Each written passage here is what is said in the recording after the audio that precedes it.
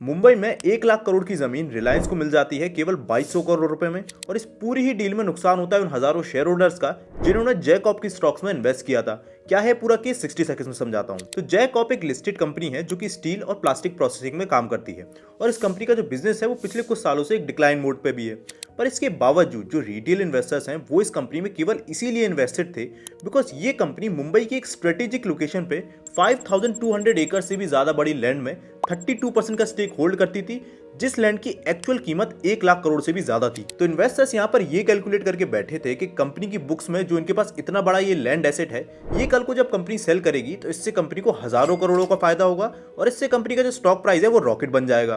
पर एक्चुअल में हुआ इसका उल्टा ही। बट फिर 2 जनवरी को मार्केट में एक न्यूज आती है कि कंपनी के प्रोमोटर अनंत जैन, जो कि मोटा भाई के राइट हैंड भी माने जाते हैं, उन्होंने इस लाखों करोड़ों की जमीन को केवल 2200 करोड़ रुपए में रिलायंस को सेल कर दिया और इस पूरी ही डील से रिलेटेड शेयर होल्डर्स को कोई भी प्रॉपर कम्युनिकेशन नहीं किया गया। अब इस पूरी ही डील के बाद जैकॉप का स्टॉक प्राइस पिछले 7 से 8 दिनों में ही 55% तक फॉल हो चुका है और इन्वेस्टर्स काफी ज्यादा चीटेड फील कर रहे हैं। अब हमें देखना यहाँ पर यह है कि इस पूरी ही केस में सेबी क्या करती है।